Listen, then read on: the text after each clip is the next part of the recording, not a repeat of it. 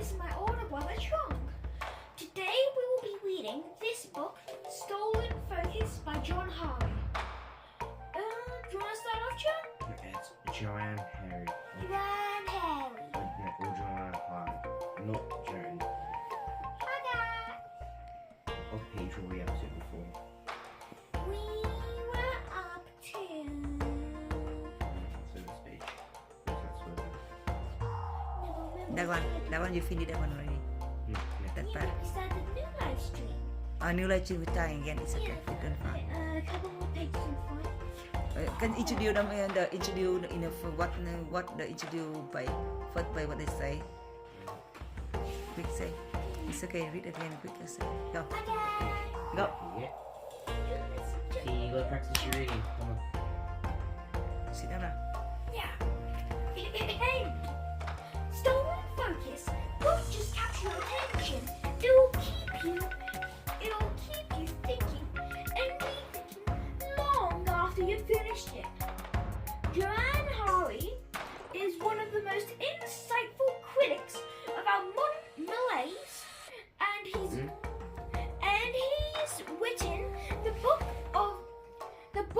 the world needs in order to win the war on distraction. I'm glad to author of this again.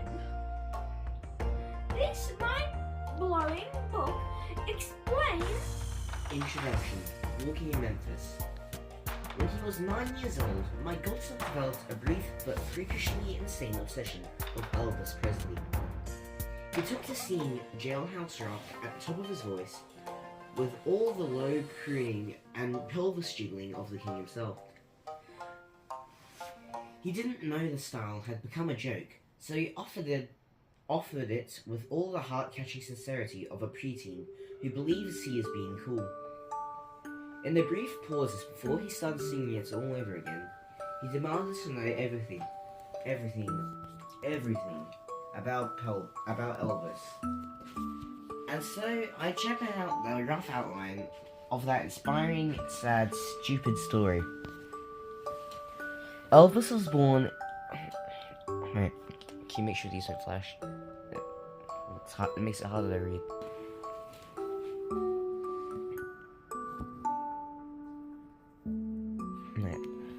Elvis was born in one of the poorest towns in Mississippi. A place far, far away, I said. He arrived in the world alongside his twin brother, who died a few minutes later. As he grew up, his mother told him that if he sang to the moon every night, his brother could hear his voice. So he sang and sang. He began to perform in public just as television was taking off. So in a sudden swoosh, he became more famous than anyone had ever been before. Everywhere Elvis went, people would scream, until his world became a chamber of screams. He retreated into a cocoon of his own construction, where he gloried in his possessions in a place of his lost freedom. For his mother, he bought a place and named it Graceland. I skimmed through the rest. The descent into addiction, the sweating, girding, stage jamming in Vegas, the death at the age of 42. Whenever my godson, who I'll call Adam, I've changed some details here to avoid identifying him, asked questions about how the story ended. I got him to duet Blue Moon with me instead. You saw me standing alone, he sang in his little voice, without a dream in my heart. Without a love of my own. One day, Adam looked at me very earnestly and asked, Joanne, will you take me to Graceland? Without really thinking, I agreed. Do you promise? Do you really promise? I said I did, and I never gave it another thought, until everything had gone wrong. 10 years later, Adam was lost. He had dropped out of school when he was 15, and he spent literally almost all his waking hours at home alternating blankly between screens phone, an infinite scroll of WhatsApp and Facebook messages. His iPad, on which he watched a blur of YouTube and porn. At the moment, I could still see in him traces of the joyful little boy who sang Viva Las Vegas. But it was like that person had been broken into smaller, disconnected fragments. He struggled to stay with a topic of a conversation for more than a few minutes without jerking back to a screen or abruptly switching to another subject. He seemed to be whirling at the speed of Snapchat somewhere where nothing still or serious could reach him. He was intelligent, decent, kind, but it was like nothing could gain any traction in his mind.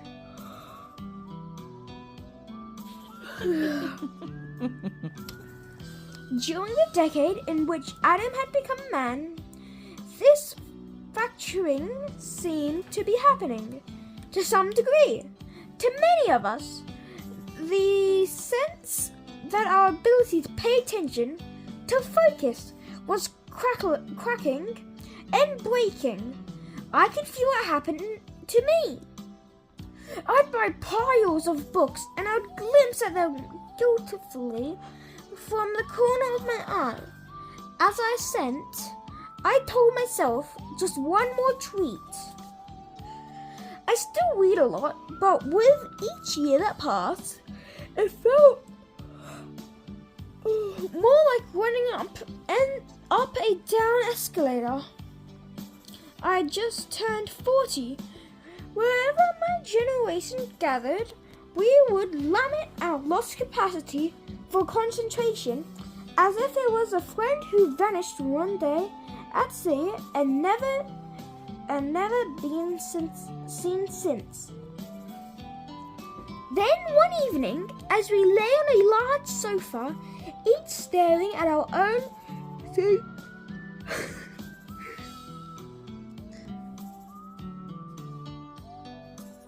yun. Tin yun more than anyone else. seamlessly shrieking screams. I looked at Adam and felt a low dread.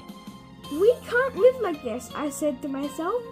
Adam, I said softly, let's go to Graceland. What? I reminded him of the promise I had made to him so many years before. He couldn't even remember those blue moon days nor plead to him, but I could see the idea of breaking this numbing routine ignited something in him. He looked up at me.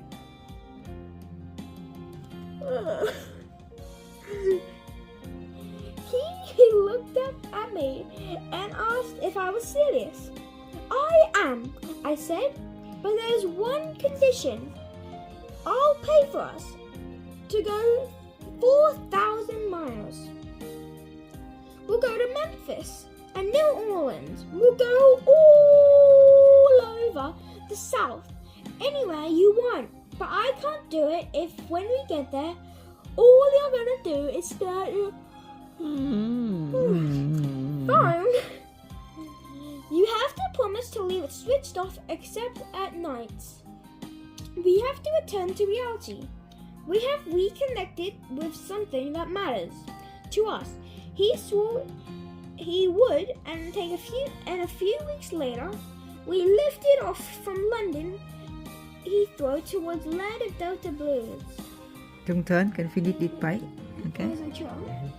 That's why I think they should How do you change know? the book. Said before they should do it prior. Just What did you say? What did you say, Tin? Say again. Instead of saying I reminded him of the promise I had made to him so many years before. I think it could be like so many years prior, because that makes it sound better. Okay, you can do that. Can you mark and you can write like a on? So mom can find right now. When I read again, I just change the words to what's Why on not? there. You can try change your way. Chung keep it in. You can change writing on for mom. Okay, Chung. Tiến. Go. Go. We have Harry 2 more minutes. Again. Fast. When you arrive at the gates of Graceland, there's no longer a human being whose job is to show you around. You are handed an iPad, and you put in little earbuds, and the iPad tells you what to do. Turn left, turn right, walk forward. In each room, the iPad and the voice of some forgotten actor tells you about the room you were in, and the photograph of it appears on the screen. So you walked around Graceland alone, staring at the iPad.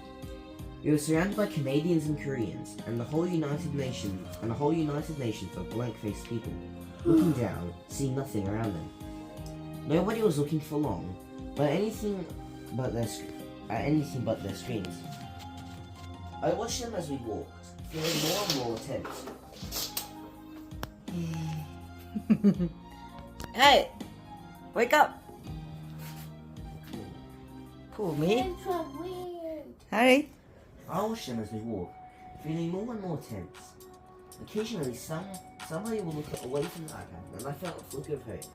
I'd try and make eye contact with them, to shrug, to say, "Hey, we're the only ones looking around. We're the only ones who traveled thousands of miles and decided to actually see things in front of us." Every time that happened, I realized they had broken contact with the iPad, only to take out their phones and snap a selfie. You going to finish today? Yeah? Finish today? Yeah, I didn't like that. That's a bummer. Finish today. It's okay. Can finish today. And then right there, so it makes no sense because we saw that every school we were in. In my phone only 2 seconds left. You can finish today then. 2 seconds. Yeah, I need to clear tomorrow. Yeah. Alright, that's all for today. Bye-bye. Paul, can you tag in there? Paul? Right here. Alright, page 4. Wait, put out the bottom. Tomorrow reading more. Pages. Tomorrow reading more, okay? When the mom with battery.